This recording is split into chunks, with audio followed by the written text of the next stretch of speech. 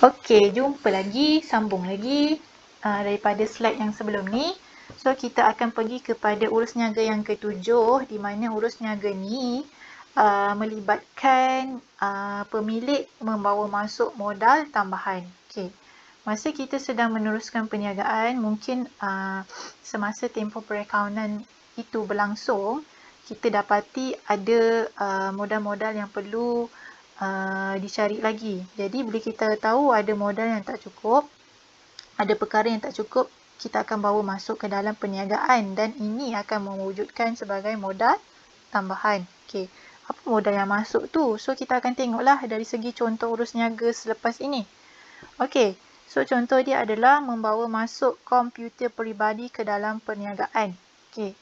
Kita rasa kita dapati bahawa perniagaan kita perlukan komputer. So daripada kita beli, kat rumah kita ada komputer, so kita bawa komputer dari rumah masuk ke dalam perniagaan. Jadi, bila kita bawa masuk komputer tersebut ke dalam perniagaan, komputer tu bukan lagi komputer rumah ya, dia akan menjadi komputer perniagaan. Okey, jadi bila kita membawa masuk komputer ke dalam perniagaan, so apa keyword yang akan wujud? Yang pertama adalah komputer. Yang kedua, masuk dalam perniagaan. Bila saya kata masuk dalam perniagaan, ini merujuk kepada keyword yang kedua. So, dia merujuk kepada modal. Okey, masuk ke dalam perniagaan.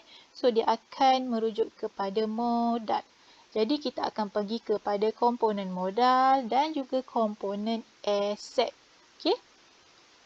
Jadi, bila kita membawa masuk komputer, aset alatan pejabat kita akan semakin bertambah 3,500. Sebab apa? Komputer di bawah kategori alatan pejabat. So, bila kita bawa masuk komputer ke dalam perniagaan, modal kita pun akan bertambah sebanyak RM3,500. Okey? Okey. So, bila awak tengok macam ni, debit dan kredit mempunyai nilai yang sama. So, persamaan perakaunan kita seimbang. Kemudian adalah urus niaga melibatkan ambilan aset untuk kegunaan peribadi. Okey? Macam mana urus niaga dia? Kita tengok So, urus niaga dia mengambil tunai RM200 untuk kegunaan peribadi. Okey. Sebagai pemilik perniagaan, bila awak nak ambil duit perniagaan untuk tujuan peribadi, awak kena catatkan. Okey, sebab apa? Kita nak analisis nilai keuntungan yang tepat sebab adanya kegunaan duit perniagaan untuk peribadi. Jadi, apa dia punya catatan dia, apa dia punya keyword yang wujud bila awak mengambil tunai. So, keyword yang pertama akan wujud adalah mengambil. Keyword kedua adalah tunai. Okey. Bila mengambil, ada keyword mengambil, ini akan merujuk kepada item ambilan. Item ambilan ni merujuk kepada komponen modal sebab tu warnanya hijau. Manakala keyword yang kedua adalah tunai. Tunai merujuk kepada komponen aset. Jadi bila ambil tunai untuk kegunaan peribadi, tunai awak pun akan berkuranglah negatif RM200. Lepas tu, bila awak membuat ambilan, ambilan awak akan bertambah RM200. Okey? Okey, seterusnya. Mengambil barang niaga untuk kegunaan di rumah pemilik perniagaan. Okey, barang niaga tu kan nak dijual, tapi sebabkan awak nak guna barang niaga perniagaan tu untuk kat rumah, awak ambil je lah, tak payahlah pergi dekat kedai lain kan. Tapi bila awak ambil tu, awak kenalah catat sebagai ambilan perniagaan, ambilan peribadi, okey? Jadi, bila tengok urus niaga ni, awak akan ada dua keyword. Keyword yang pertama mengambil, keyword yang kedua barang niaga. Okey, jadi bila ada mengambil, awak akan wujudkan ambilan. Okey. Bila ada keyword barang niaga, awak akan nampak inventory. So, bila ambil barang niaga, inventory-nya akan berkurang RM200 lah. Inventory berada di bawah aset. Manakala bila ada ambilan, ambilan akan bertambah RM200. Okey? So, urus niaga yang ke-9. Urus niaga ni melibatkan ambilan aset untuk kegunaan perniagaan. Okey, macam mana contoh urus niaga tersebut? Mengambil tunai di bank untuk kegunaan didermakan ke rumah anak yatim. Ambil duit perniagaan. Kenapa kita ambil? Sebab kita nak buat derma kat rumah anak yatim. Yalah, sebagai usahawan, kita kena buatlah social responsibility, tanggungjawab sosial kan. So, kita kena dermakan duit perniagaan kepada orang-orang yang memerlukan. Jadi, awak pun akan ambil duit perniagaan dan didermakan ke rumah anak yatim. Jadi, keywordnya ada dua di sini. Yang pertama, tunai di bank. Yang kedua, didermakan ke rumah anak yatim. Bila tunai di bank, ini merujuk kepada item bank, manakala didermakan ke rumah anak yatim akan merujuk kepada item derma. Okey. Item bank merupakan aset perniagaan sebab tu warnanya biru dan kita akan bawa di bawah komponen aset. Bila kita ambil duit di bank, so bank kita akan berkuranglah negatif RM1,000. Okey. Manakala bila kita buat derma, derma merupakan belanja perniagaan. Jadi, bila dia merupakan belanja perniagaan, awak akan bawa ke komponen untung bersih dan awak akan negatifkan nilai RM1,000. Okey? Ini menjadikan persamaan awak debit dan kredit negatif RM1,000. Okey? Okey, seterusnya adalah mengambil barang niaga RM800 untuk dijadikan promosi perniagaan. Okey.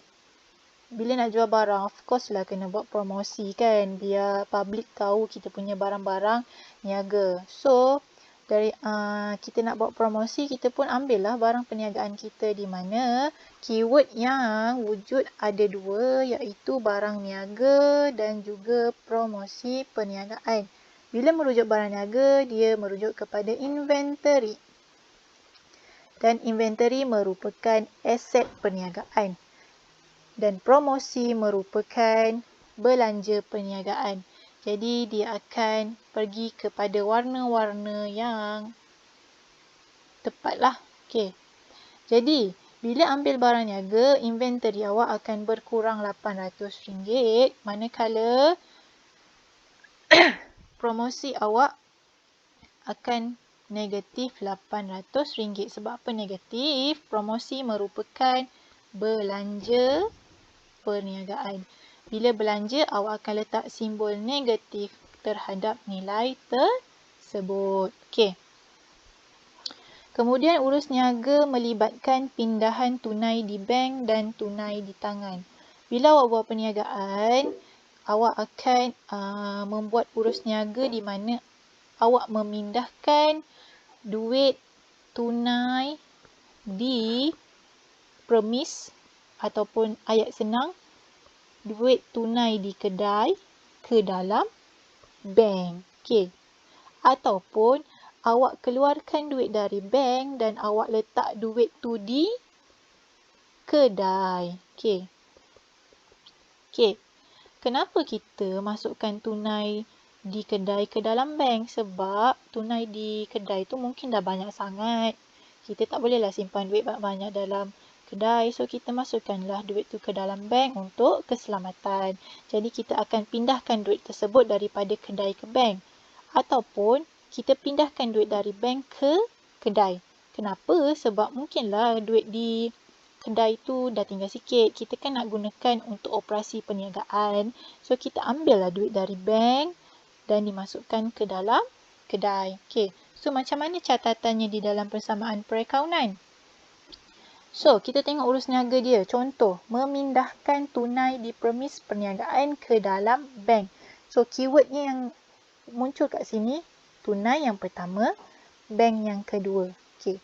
Bila pindahkan tunai di permis, maknanya kita pindahkan tunai dari kedai dan masuk ke dalam bank. Jadi tunai di kedai akan semakin berkurang 1,500. Jadi dia menunjukkan nilai negatif 1,500 dan menjadikan nilai di bank bertambah RM1,500. Okey. Sebab duit tu berkurang kan dekat kedai. So tunainya akan berkurang lah. Lepas tu dia bertambah di bank, kita akan letakkan nilai positif pada RM1,500. Okey, kemudian urus niaga seterusnya, contoh urus niaga seterusnya, kita keluarkan tunai dari bank bernilai RM2,500 untuk kegunaan perniagaan. Bermakna kita keluarkan duit dari bank dan kita letakkannya ke dalam kedai. Mungkin kita nak perlukan cash on hand kan, kita nak perlukan tunai di tangan. Sebab tu kita keluarkan duit dari bank. Sebab duit di tangan tak mencukupi. Jadi, duit di bank akan berkurang RM2,500. Manakala tunai akan bertambah RM2,500. Okey. Jadi, berdasarkan penerangan saya tadi, so saya telah jelaskan serba sedikit tentang 10 urus niaga utama yang awak kena tahu dan perlu catat dalam persamaan perakaunan. Semoga dengan konsep warna ni lebih menjelaskan lagi pemahaman awak tentang persamaan perakaunan. Jadi tugas awak adalah mengetahui setiap item tu merujuk kepada klasifikasi akaun yang mana satu. Jadi bila awak tahu warna, kemudian awak tahu klasifikasi setiap item tersebut, awak boleh masukkannya dengan tepat ke dalam persamaan perakaunan. Okey, semoga kita jumpa lagi pada video yang seterusnya. Terima kasih. Assalamualaikum.